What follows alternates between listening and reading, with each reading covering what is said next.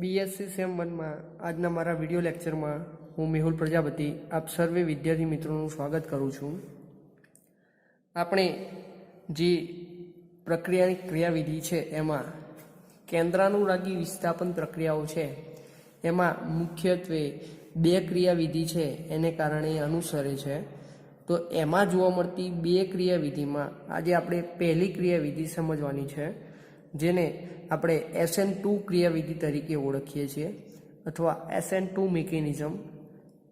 પરીક્ષામાં ઘણી વખત પૂછાય છે કે એક તબક્કામાં થતી પ્રક્રિયા જણાવો।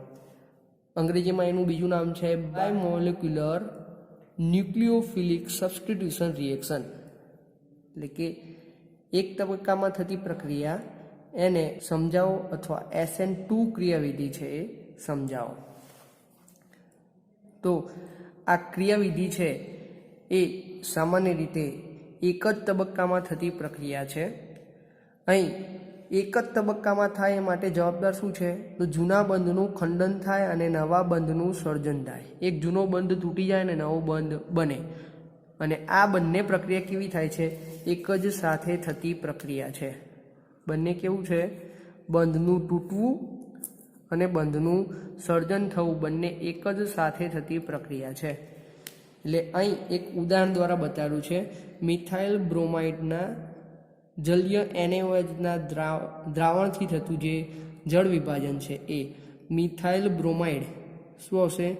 CH3Br એનું જળ વિભાજન કરવાનું છે। જળ વિભાજન જલીય NaOH એના દ્રાવણમાં જળ વિભાજન કરવામાં આવે તો આપણને જળ વિભાજન એટલે H+ આયન હશે અને OH- આયન હશે।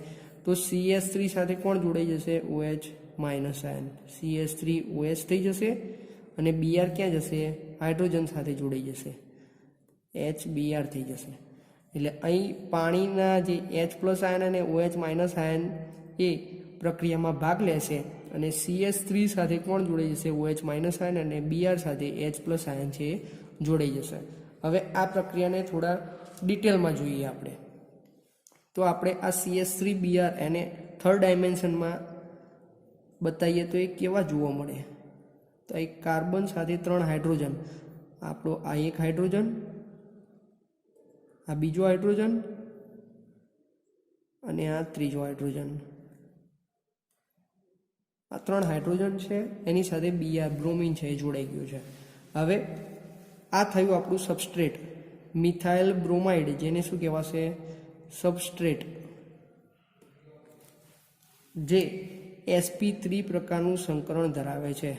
કયું કહેવાશે? sp3 સંકર કાર્બન પરમાણુ છે। હવે OH- આયન એની સાથે પ્રક્રિયા કરે, OH- જે શું કહેવાશે? કેન્દ્રાનુરાગી। આ કેન્દ્રાનુરાગી પ્રક્રિયાઓ થશે ત્યારે શું થાય? તો આ પ્રક્રિયા છે પહેલાં કીધું છે કે કેવી છે? એક જ તબક્કામાં થતી પ્રક્રિયા છે। તો પહેલાં પ્રક્રિયા થાય એવું નહીં કે ડાયરેક્ટ જ નીપજ મળે, પણ વચ્ચે સંક્રાંતિ અવસ્થા આવે અને અહીં એક જ સાથે બંધનું ખંડન થશે અને નવા બંધનું સર્જન થશે। તો અહીંથી કાર્બન સાથે Br છે એ જે આ બંધ છે બ્રોમિન છે અલગ પડવાની શરૂઆત થશે અને એ જ સમયે કેન્દ્રાનુરાગી છે એ કાર્બન ઉપર શું કરશે? અટેક કરવાની શરૂઆત કરશે। એટલે પહેલી પ્રક્રિયા ધીમી પ્રક્રિયા થશે અને કાર્બન સાથે OH જોડાઈ ગયો અને Br છે એ તૂટવાની શરૂઆત કરશે। ઉપર જે હાઇડ્રોજન છે એ બતાવીએ, આ સાઈડનો હાઇડ્રોજન છે અને આ બીજો એક હાઇડ્રોજન છે, થઈ ગયા। અને આ છે અવસ્થા કેવી કહેવાશે? સંક્રાંતિ અવસ્થા, જેમાં કાર્બન એની 4 વેલેન્સીની જગ્યાએ કાર્બન 1, 2, 3, 4 ને 5 વેલેન્સી ધરાવશે અને એ સંકરણ કયું જોવા મળશે? sp2 કાર્બન પ્રકારનું જોવા મળશે, બરાબર। તો sp3 માંથી કેવું બની જશે? sp2, અને પહેલી પ્રક્રિયા ધીમી છે। હવે આગળ જતાં પ્રક્રિયા કેવી બને છે? ઝડપી બનશે અને Br છે છૂટો પડી જશે અને OH છે કાર્બન સાથે બંધ બનાવીને જોડાઈ જશે। તો આ કાર્બન સાથે આપણે OH ને જોડી દઈએ। કાર્બનની 5 વેલેન્સી હતી, એમાંથી એક વેલેન્સી ઓછી થઈ ગઈ, એટલે પછી હતો એમને એમ કાર્બન કેવું થઈ ગયું છે, સ્ટેબિલિટી પ્રાપ્ત કરશે। અને CH3OH શું કહેવાશે આને, CH3OH, જેને આપણે શું કહીશું, મિથેનોલ, જે ફરીથી પાછી કેવી નિપજ ધરાવશે, sp3 કાર્બન નિપજ, પણ એ વ્યસ્ત નિપજ બનાવશે। એ ધીમી પ્રક્રિયા દ્વારા સંક્રાંતિ અવસ્થા લાવે, જેમાં sp2 કાર્બન સંરચના ધરાવશે। પછી ઝડપી પ્રક્રિયા થાય અને એમાંથી આપણને બ્રોમિન છે એ નીકળી જશે અને CH3OH કાર્બન 3 હાઇડ્રોજન એટલે CH3OH મિથેનોલ બનશે।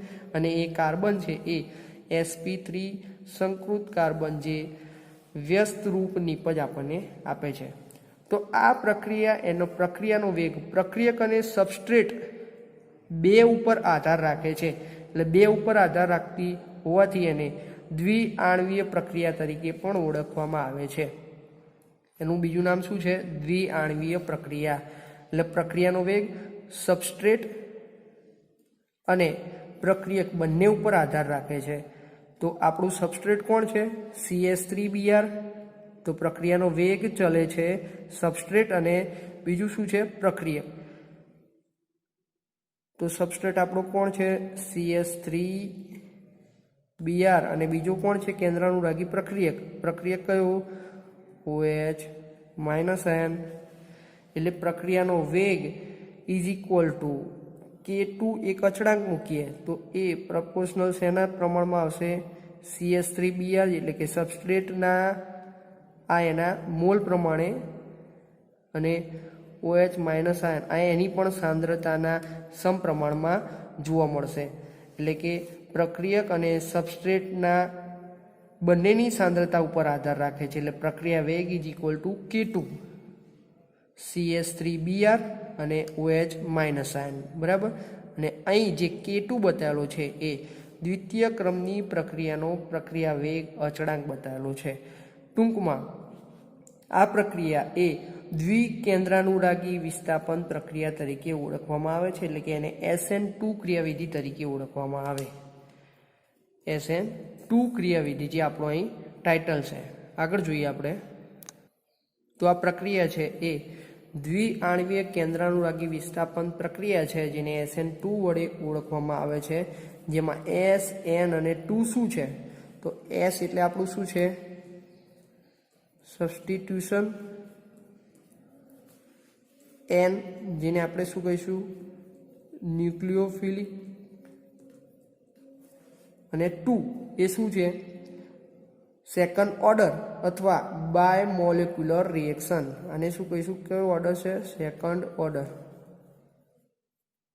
અથવા એને બાયમોલેક્યુલર રિએક્શન તરીકે ઓળખવામાં આવે છે। તો અહીં જે આ પ્રક્રિયા થઈ એમાં કેન્દ્રાનુરાગી પ્રક્રિયક કયો હતો, આપણો OH- આયન, અને દૂર થતો જે સમૂહ છે એ પણ કેવો બન્યો છે, Br-। જોઈએ આગળ કે અહીં જે પ્રક્રિયા થઈ એમાં જો કેન્દ્રાનુરાગી કોણ હતું, OH- આયન, દૂર થતો આયન પણ કેવો છે, ઋણ વીજભારવાળો છે। એટલે કે અહીં બંને ઋણ વીજભારિત હોવાને કારણે દ્વિધ્રુવ ચાકમાત્રા અહીં ઉત્પન્ન થશે નહીં। એટલે દ્વિધ્રુવ આંતરક્રિયા અને અવકાશી અવરોધ ઓછામાં ઓછો જોવા મળે એ રીતે કેન્દ્રાનુરાગી છે નિવૃત્ત થતા સમૂહની વિરુદ્ધ દિશામાં એ આક્રમણ કરે છે। એટલે અહીં સંકરણ આપણને બે વખત બદલાયેલું જોવા મળશે, sp3 માંથી sp2 સંકરણ જોવા મળશે, અને વચ્ચે જોવા મળ્યું જે આપણી સંક્રાંતિ અવસ્થા હતી, જેમાં કાર્બન એ શું હતું, 5 સંયોજકતા ધરાવતી અવસ્થા ધરાવે છે। એમાંથી ફરીથી પાછું શું થઈ જશે, sp3 માંથી sp2 સંકરણ થઈ જાય છે। આમ SN2 ક્રિયાવિધિની વ્યસ્ત રૂપ જે નિપજ છે આપણને મળે છે। અહીં આપણને સબસ્ટ્રેટ એ પ્રકાશ ક્રિયાશીલ હોય તો એમાંથી ડેક્સ્ટ્રો કે લીવો નિપજ એની વ્યસ્તરૂપ નિપજ આપણને મળે છે। આમ પ્રકાશ ક્રિયાશીલ સંયોજનને તમે જમણી બાજુ કે ડાબી બાજુ ચોક્કસ કોણાવર્તન આપો અને જે નિપજ મળે એને ડેક્સ્ટ્રો અને લીવો નિપજ તરીકે એને ઓળખીએ છીએ, એવી નિપજ આપણને વ્યસ્તરૂપ નિપજ મળે છે। અહીં અવકાશી અવરોધ કેવો જોવા મળે છે, તો પ્રાથમિકથી લઈને તૃતીયક સબસ્ટ્રેટ તરફ જતા અવરોધ છે વધતો જોવા મળે છે અને SN2 ક્રિયાવિધિ છે એની ક્રિયાશીલતામાં શું થાય છે, ઘટાડો છે એ જોવા મળે છે. અહીં એની પ્રક્રિયાની ક્રિયાવિધિ બતાવેલી છે. તો શરૂઆતમાં આપણા પ્રક્રિયકો હતા.